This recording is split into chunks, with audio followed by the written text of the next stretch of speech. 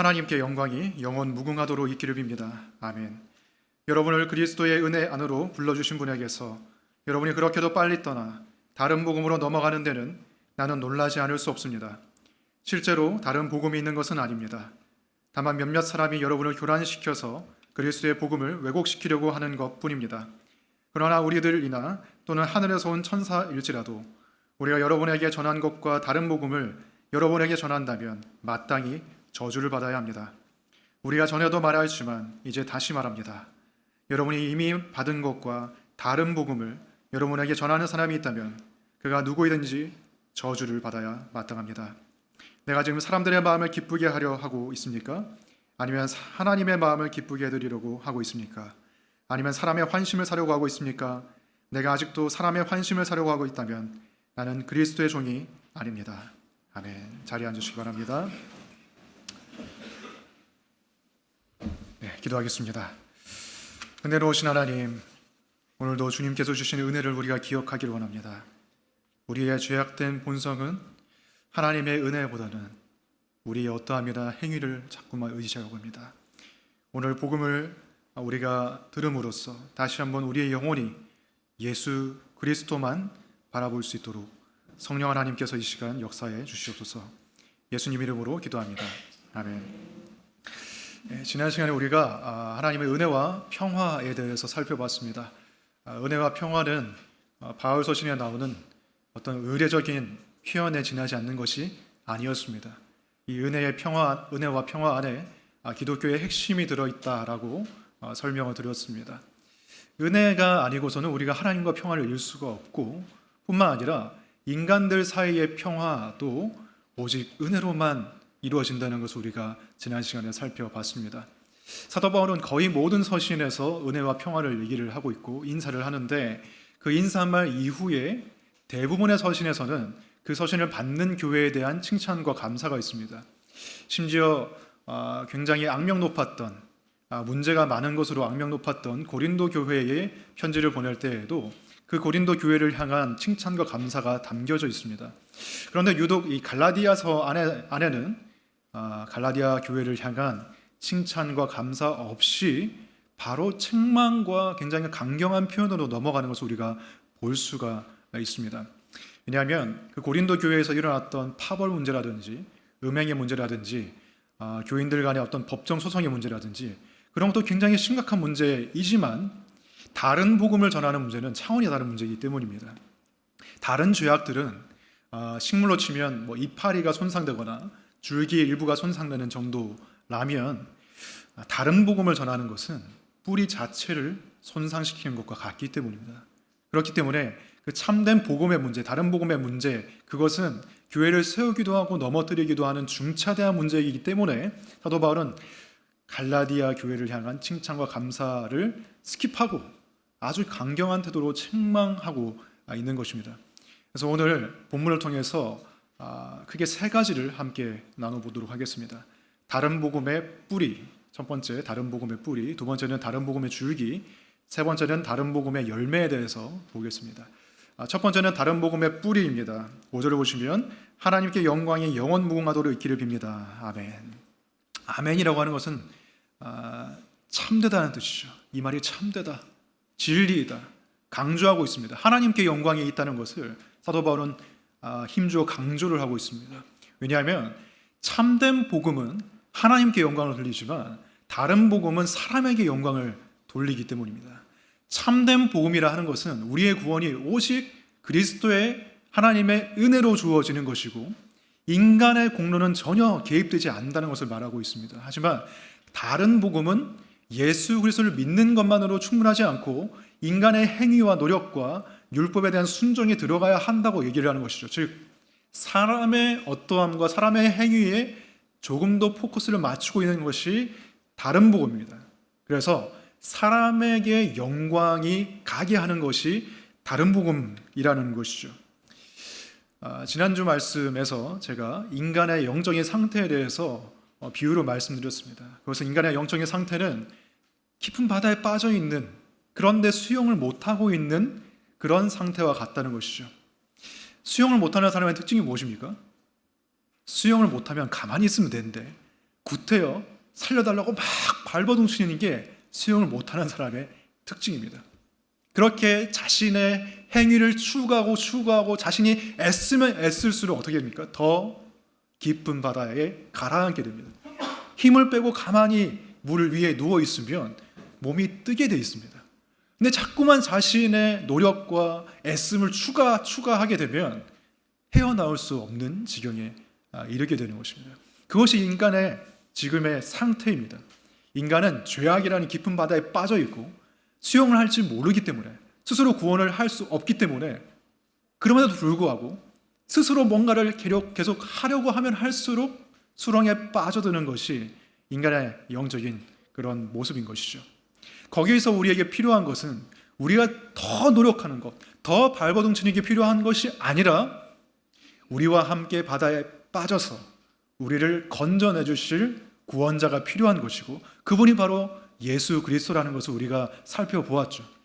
예수 그리스도만이 우리의 구원자이시고 그분만이 우리를 구하실 수 있고, 우리의 발버둥과 노력은 더 우리의 상태를 악화시킬 뿐이라는 것입니다. 그래서 우리가 받을 구원에 있어서 우리가 받을 영광은 전혀 없는 것이죠. 모든 영광이 하나님께 올려드려야 되는 것입니다. 솔리데오 글로리아, 하나님께 오직 영광, 오직 하나님께 영광, 그것을 참된 복음이 말을 하고 있는 거예요. 그런데 인간의 본성은 무엇입니까? 인간의 본성은 나에게 영광이 오는 것을 원해요. 인간의 본성은 자기 영광을 추구하게끔 되어 있습니다. 그래서 창세기 3장을 보면 인간의 모든 죄가 거기서부터 시작됐다는 것을 우리가 알 수가 있어요. 사탄이 뱀의 모습을 하고 인간에게 찾아와서 하는 말이 무엇입니까? 너가 이 선악과를 먹으면 너가 하나님처럼 될 거야. 너가 하나님의 영광을 가질 수 있을 거야. 하나님처럼 동일한 위치에 서게 될 거라고 얘기를 합니다.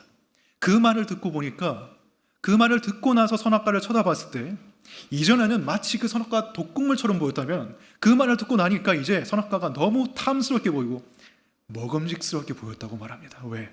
그걸 먹으면 나에게 영광이 오니까. 그게 인간의 본성이고 모든 죄의 시작이었다고 창세기 3장은 말하고 있는 것이죠. 아이들을 키울 때, 오늘 아주 갓난아기도 오늘 예배에 같이 온 걸로 알고 있는데, 아이들을 키울 때 보면요, 아주 그 갓난아기의 모습은 너무 천사 같아요. 특히 깨어있는 모습보다는 자고 있는 모습을 볼 때 정말 천사 같습니다. 너무 예쁘다, 너무 잘 잔다. 그래서 나 같은 주인에게서 어떻게 이런 천사가 나왔을까, 너무 신기하거든요, 그죠? 그런데 천사가 아니고 사실 이 마음속에 말을 못하니까 죄가 숨겨져 있는 것이죠. 말을 하기 시작하면 문제지 않습니까? 말을 하기 시작하면 이 아이들의 죄악이 드러나게 됩니다. 말을 하기 시작하면서 가장 먼저 하는 말 중에 하나는 내가 할 거야. 아빠 엄마가 하지 마, 내가 할 거야. 친구들 하지 마, 내가 할 거야. 그리고 이건 내 거야. 내 거라는 말을 얼마나 잘하는지 정말 또렷하게 발음하고, 다른 발음은 잘 못하는데 내 거라는 말을 얼마나 잘하는지. 왜? 그것을 통해서 자신을 드러내고 싶고 그것 가운데서 자기의 어떤 가치를 확인받고 싶은 것이 인간의 본성인 거예요. 내 거, 내 소유, 내가 이뤄낸 일, 나의 어떠함, 거기에 나의 영광이 있기 때문에 그것을 자꾸 추구하는 것이 인간의 본성인 것이죠. 그러한 본성이 현대 사회에 정말 폭발적으로 나타나는 것 같습니다. 특히 이제 인스타그램 같은 것을 보면 모든 사람의 자기 영광 추구가 전시되어 있는 어떤 전시장 같지 않습니까? 인스타그램은 이 절망이 없다, 그런 책도 있는데, 인스타그램에는 자신의 어떤 영광스러운 그런 장면을 포착해서 다 업로드하지 않습니까?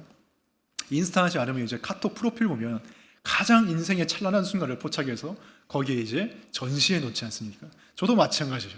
저도 제가 좀 자랑하고 싶은 사진을 올려놓고 그렇게 합니다. 인간이 그래요.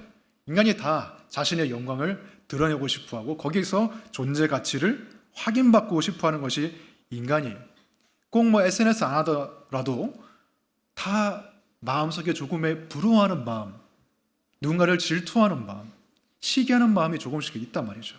왜 그렇습니까? 내 영광보다 커 보이는 다른 사람의 영광을 볼 때 내가 그것을 빼앗고 싶거나 아니면은 그 위치에 내가 올라가고 싶은 것이 인간의 그런 본성인 것이죠. 그렇기 때문에 갈라디아 교인들이 그렇게도 빨리, 그렇게도 놀랍게도 신속하게 은혜에서 다른 복음으로 옮겨간 것입니다. 그래서 6절 다시 보시면 여러분을 그리스도의 은혜 안으로 불러주신 분에게서 여러분이 그렇게도 빨리 떠나 다른 복음으로 넘어간 데는 나는 놀라지 않을 수 없습니다. 은혜로 부르심을 받았고 은혜에서 시작했지만 그렇게 빨리 다른 복음으로 넘어가는 이유는 그것이 너무나 매력적이기 때문입니다. 구원에 있어서 내가 기여할 수 있는 것이 있다는 것 자체가 나의 영광에 기여하는 것이기 때문에, 나의 지분을 주장하는 것이기 때문에 그것에 마음을 빼앗기는 것입니다. 그래서 복음을 전하는 것이 그래서 어려운 거예요. 믿지 않는 사람에게 복음을 전할 때 가장 먼저 설득해야 되는 것이 무엇입니까? 당신이 죄인이라는 것입니다. 당신 스스로는 구원받을 수 없는 죄인이라는 것을 설득시키는 것이 가장 어려워요. 당신은 죄인이다라고 말하면 사람들이 뭐라고 반응합니까? 제가 왜 죄인이죠? 교회 다니는 사람들보다 제가 더 착해요. 교회 다니는 사람들보다 제가 더 인생을 어떻게 보면 잘 살아가고 있어요. 제가 왜 죄인입니까? 제가 왜 제 인생을 구원하지 못합니까? 이런 마음을 가지고 있기 때문에 전도하는 게 그토록 힘든 것입니다. 그토록 힘든 것을 성령께서 바꾸는 것이 이제 거듭남인 것이죠. 믿지 않는 사람뿐만이 아니라 믿는 우리들도 복음을 계속 듣지 않으면 우리의 기본적인 본성이 점점 강화되기 시작합니다. 복음을 점점 우리가 잊어버리게 되면 나의 행위에 점점 포커스를 맞추게 돼요. 예배를 잘 드리는 나, 또는 성품이 좋은 나, 봉사를 열심히 하는 나, 그런 나의 모습에 점점 더 포커스를 맞추게 되면서 내가 사랑받고 내가 구원받는 이유가 나의 어떠함에 있다고 착각하게 되는 것이죠. 무의식적으로. 그래서 내가 나의 영광에 심취하게 만들고 나의 영광에 빠져들게 만드는 것이 다른 복음의 뿌리라고 말할 수가 있겠습니다. 그럼 이런 뿌리가 자라나서, 줄기로 자라나서 어떤 모습으로, 특별히 종교적인 모습으로 드러나게 되는가, 그런 것들을 우리가 좀 살펴보겠습니다. 일단 7절을 먼저 보시면 실제로 다른 복음이 있는 것은 아닙니다. 다만 몇몇 사람이 여러분을 교란시켜서 그리스도의 복음을 왜곡시키려고 하는 것뿐입니다. 실제로 다른 복음이 없다라고 얘기를 하고 있는데 우리가 사실 계속해서 다른 복음이라는 단어를 사용하고 있잖아요. 그럼에도 불구하고 다른 복음이라는 단어는 있을지 몰라도 건전한 다른 복음이라는 것은 있을 수가 없다는 거예요. 다른 복음이라는 말 자체가 거짓이라는 뜻입니다. 진리는 하나밖에 없고 구원에 이르는 길은 하나밖에 없고 다른 복음, 거기서 변형된 무언가는 거짓일 수밖에 없다라고 말하는 것이 지금 사도 바울의 논지인 것입니다. 참된 복음을 왜곡시킨 것이 다른 복음이다. 이 왜곡시킨다는 단어를 그리스어로 보면은 좀 그 단어를 깊이 보면은 뒤집어 엎는다는 그런 뜻이 있어요. 뒤집어 엎는다. 다른 복음은 참된 복음을 뒤집어 엎은 거예요. 참된 복음은 은혜를 말하지만 다른 복음은 그것을 뒤집어서 거래로 만드는 것이죠. 은혜의 관계를 give and take, 그 거래의 관계로 뒤집는 것이 다른 복음이고, 그리고 은혜의 복음은 무엇입니까? 이렇게 말하는 것이 은혜의 복음이죠. 나는 구원받았습니다. 나는 하나님께 은혜를 받았습니다. 그러므로 나는 하나님께 순종합니다. 이것이 은혜의 복음의 순서예요. 이 순서가 가장 중요한 거예요. 그런데 이 순서를 뒤집어 엎는 것이 다른 복음인 것이죠. 나는 순종합니다. 그렇기 때문에 하나님께서 나를 구원해 주시고, 그렇기 때문에 복 주시고, 그렇기 때문에 나를 사랑하십니다. 이 순서를 뒤집어 엎는 것이 다른 복음이에요. 그리고 다른 복음은 참된 복음의 요소들을 약화시키는 것이 다른 복음입니다. 참된 복음의 핵심 요소는 두 가지예요. 첫 번째는 죄의 심각성입니다. 인간의 죄는 너무 심각해서 인간 스스로는 스스로를 구원할 수 없다는 그것이 첫 번째 측면이에요. 두 번째는 그렇기 때문에 오직 예수 그리스도만 바라봐야 한다는 것입니다. 예수 그리스도의 충분성, 이 두 가지가 참된 복음의 기둥이에요. 죄의 심각성과 예수 그리스도의 충분성, 이 두 가지를 약화시켜서 인간의 죄악됨을 보지 못하게 만들고 또는 가볍게 만들고 예수 그리스도 외에 다른 인간의 무언가를 바라보도록 만드는 그것이 다른 복음인 것이죠. 그것이 다른 복음의 줄기입니다. 예를 들어서 1950년대에 미국에 로버트 슐러라는 목사가 있었는데, 그 목사가 세계 최초로, 제가 알기로는 세계 최초로 드라이브인 교회를 만들었어요. 그러니까 맥도날드 같은 건 뭐 드라이브 스루, 스타벅스도 드라이브 스루가 있잖아요. 뭡니까? 차에서 안 내려도 되는 거예요. 차에서 안 내리고 햄버거나 이제 커피를 이제 사 갈 수가 있는 것인데, 드라이브인 교회는 뭐냐면은 차를 몰고 가죠. 차를 몰고 교회를 가서 주차를 하고 안 내려도 됩니다. 안 내리고 차에 앉아서 그냥 시트를 뒤로 젖히고 편안하게 앉아서 목사님의 설교를 들으면 되는 거예요. 이게 얼마나 사람들에게 어필을 했던지, 사람들이 정말 많이 모였습니다. 여러분, 사실 정말 그게 만약에 하나님께서 원하시는 거라면 얼마나 좋겠어요. 근데 그게 아니란 말이죠. 사람들을 기쁘게 하기 위해서, 사람들의 편의를 위해서 예배를 왜곡시킨 거란 말이죠. 근데 그것이 사람들에게 너무 구미에 맞았던지 그 교회 사람들이 많이 모여들었습니다. 그래서 대형 교회가 됐어요. 그래서 1980년도에는 그 교회가 아주 큰 건물을 지었습니다. 그 건물이 유리 1만장으로 뒤덮인 번쩍번쩍한 그런 찬란해 보이는 그런 교회였어요. 그래서 크리스털 처치라고, 수정교회라고 불렀어요. 이 교회의 아까 로버트 슐러라는 목사가 뭐라고 말했냐면, 죄를 죄라고 부르지 말라고 말했습니다. 죄를 죄라고 부르면 기분 나쁘니까 죄를 상처라고 부르라고 했습니다. 그리고 설교를 할 때 하나님의 진노와 심판에 대해서는 최대한 언급하지 말고 하나님의 은혜와 사랑에 대해서 더 많이 말하라고 했습니다. 왜냐하면 그래야 사람들이 좋아하니까. 그리고 그 계보를 이은 사람이 누구냐면 이 21세기의 조엘 오스틴인 것이죠. 긍정의 힘. 우리에게 필요한 것은 구원이 아니라 긍정의 힘이다. 그래서 사람이 물었습니다. 인터뷰를 했습니다. 그 사람을. 왜 당신은 지옥이나 죄에 대해서 말하지 않습니까? 심판에 대해서 말하지 않습니까? 그 사람이 이렇게 말하는 거예요. 안 그래도 우리 성도님들이 얼마나 힘듭니까? 세상 속에서 이리 치이고 저리 치이고 상처받고 얼마나 바쁘고 힘든데, 그 사람들이 교회에 와서 또 막 야단 맞고 죄에 대해서 설교를 듣는 게 얼마나 힘들겠습니까? 교회는 긍정적인 말을 하는 곳이 되어야 합니다. 이렇게 했습니다. 긍정이 필요한 거긴 하지만 죄를 생략한 긍정을 얘기를 하는 것이죠. 그리고 십자가 없는 긍정을 얘기를 하는 것이죠. 죄는 상처라고 얘기하는 것입니다. 이런 죄를 상처라고 바꾸면 어떻게 되는 것입니까? 우리는 하나님께 반역한 죄인이 아니고, 우리는 회개가 필요한 죄인이 아니고 그냥 상처를 치유받아야 되는 의인인 거예요. 내가 상처받은 사람이라고 하는 것은 내가 잘못한 게 아니란 뜻이에요. 나의 가정 환경이나 나의 성장 배경이나 주위 사람들이 나한테 잘못한 것이, 내가 잘못한 거는 없다는 거예요. 그래서 상담이라는 것이 사실 굉장히 좋은 측면이 있잖아요. 우리의 인생에 내가 보지 못한 부분을 발견하게 만들고 지침을 제공해주고 삶을 개선시켜주는 그런 좋은 기능도 있는데, 사실 뭐든지 좋은 게 있고 나쁜 게 있잖아요. 설교도 좋은 설교가 있고 나쁜 설교가 있고, 음식도 좋은 음식이 있고 나쁜 음식이 있는데, 어떤 상담은 너무 상처에만 집중하게 만듭니다. 당신이 잘못한 것은 없습니다. 당신의 성장 배경이 불우했던 것이고, 당신의 환경이 지금 당신을 그렇게 만든 것이지, 당신에게 필요한 것은 그냥 상처의 치유이고 긍정적인 마인드에 불과합니다. 근데 교회가 이렇게 되면 어떻게 되는 거예요? 교회가 그냥 사람들을 위로하는 공간이 되고, 그러나 사람들을 구원하는 공동체는 못 되는 거예요. 죄와 사망의 문제에 대해서 얘기를 하지 않으니까. 그 상처가 다 어디서 비롯된 것입니까? 죄에서 비롯된 거잖아요. 죄와 우상 숭배에서 비롯된 거잖아요.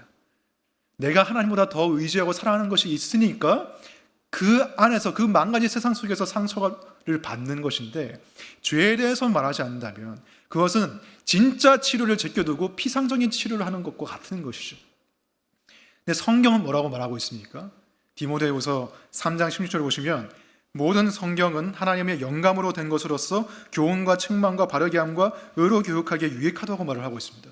성경의 목적 중에 여러 가지가 있지만 거기서 위로도 있고 격려도 있고 우리를 응원하는 것도 있지만 가장 중요한 목적은 교훈과 책망과 바르게 함과 의로 교육함이라는 거예요. 왜? 우리는 죄인이니까.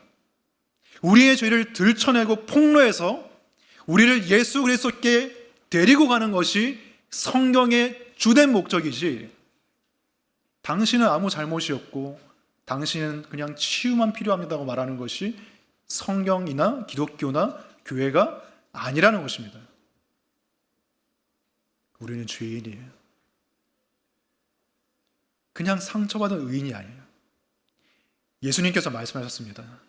나는 의인을 부르러 온 것이 아니라 죄인을 부르러 왔다. 우리는 다 우상 숭배자들입니다.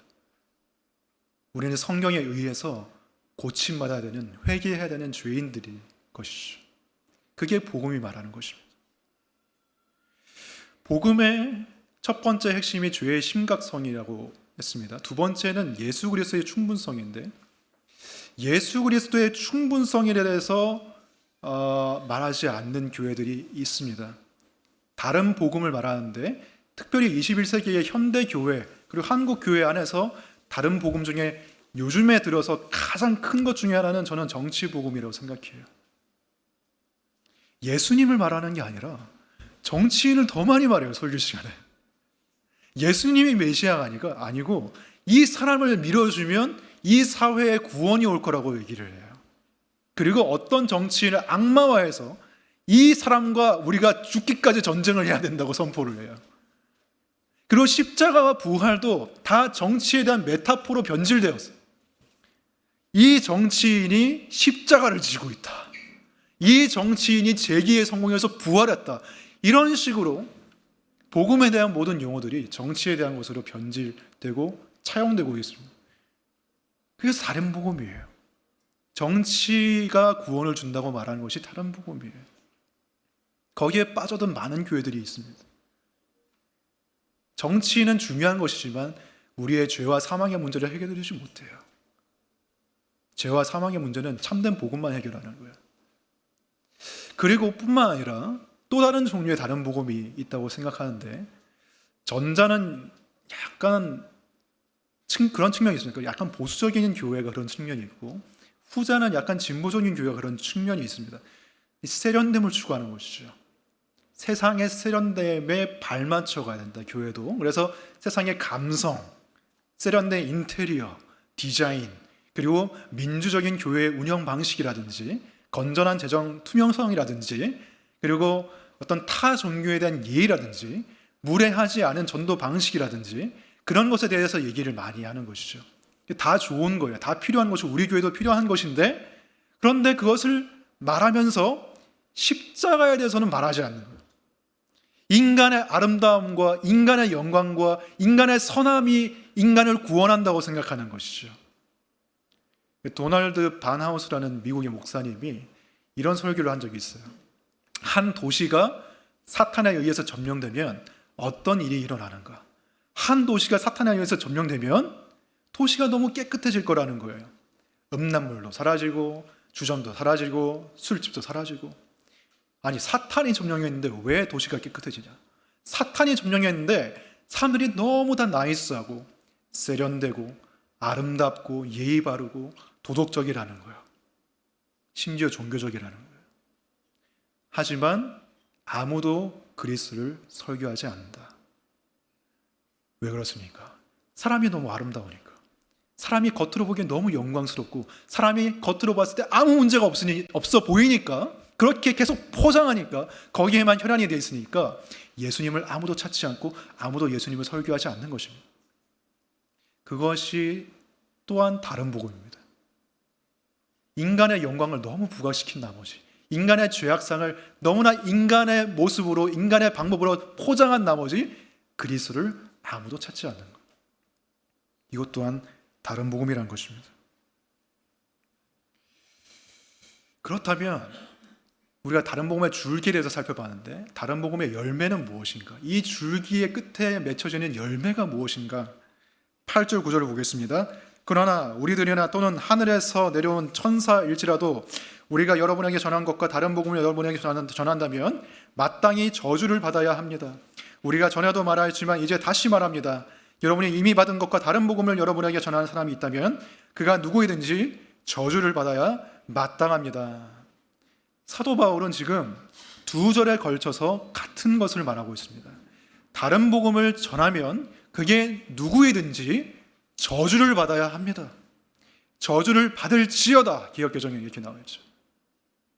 그게 누구이든지. 이 저주가 무엇입니까? NIV 성경을 보면 eternally condemned라고 있습니다. 영원한 정죄, 영원한 멸망. 왜냐하면 유일한 구주이신 예수 그리스도를 제껴 놓은 것이기 때문에, 인간을 구세주로 대체한 것이기 때문에 그 끝은 영원한 멸망일 수밖에 없다는 거예요. 영원한 정죄일 수밖에 없다는 것입니다. 그런 사도 바울은 굉장히 공평해요 지금. 왜냐하면 8절의 맨 처음을 보시면 자기 자신도 그 저주의 대상에 포함시키고 있습니다.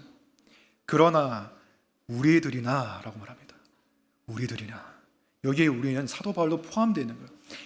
나라고 할지라도 내가 사도이지만 내가 사도의 이름으로 다른 복음을 전한다면 나도 마땅히 저주를 받을지어다 라고 말을 하고 있습니다. 왜? 나도 인간이기 때문에, 나도 죄인이기 때문에, 나도 사람의 영광에 끌리기 때문이에요. 아무리 사도라 할지라도. 그러나 깨어있도록 자신을 치고 복음에 복종시키는 삶을 사도 바울이 살고 있기 때문에 사도 바울이 사도일 수가 있는 거예요. 우리 교회도 마찬가지입니다. 우리 교회도 복음 중심의 교회로 시작했지만 만약에 그런 일이 없기를 바라지만 다른 복음에 이끌리게 된다면 우리 교회도 저주를 받겠죠. 조심해야 되는 것입니다. 특별히 교회 자체에 대한 의로움을 우리가 좀 인식을 해야 됩니다. 어떤 사람들은 제가 어떤 교회를 다닙니다라고 하는데 거기에 약간 자기 의로움이 묻어 있어요. 저는 사랑이 넘치는 교회 다니고 있습니다. 저는 소망이 넘치는 교회를 다니고 있습니다. 그래서 누구든지 알아 그 교회를. 그럼 약간 거기 약간 나 큰 교회를 다니고 있다는 그런 약간 자부심이 느껴지거든요. 저는 카비너트 교회를 다닙니다 하면 못 알아듣죠? 하지만 그럼에도 불구하고 거기에 자기 의의가 있을 수 있어요. 왜냐하면 우리 교회는 그래도 참된 복음을 전하는 교회잖아. 우리 교회는 그래도 건전한 교회, 건강한 교회. 내가 그 교회를 다니고 있기 때문에 나는 더 가치 있는 존재야 라고 생각한다면 그것 또한 나의 의로움이고 자칫 잘못하면 다른 복음의 원리로 우리가 살아갈 수가 있는 것이에요. 우리의 의로움은 오직 예수 그리스도입니다. 교회도 아니고 나 자신도 아니에요. 그것에 대해서 우리가 깨어있을 필요가 있습니다. 사도 바울이 말하는 저주가 첫째는 내세에 있어서 영원한 저주를 받는 것인데 현세에 있어서도 우리가 그 저주를 영향을 받을 수가 있어요. 첫 번째는 하나님으로부터 죄책감과 정죄감과 불안함에서 우리가 빠져나올 수가 없어요.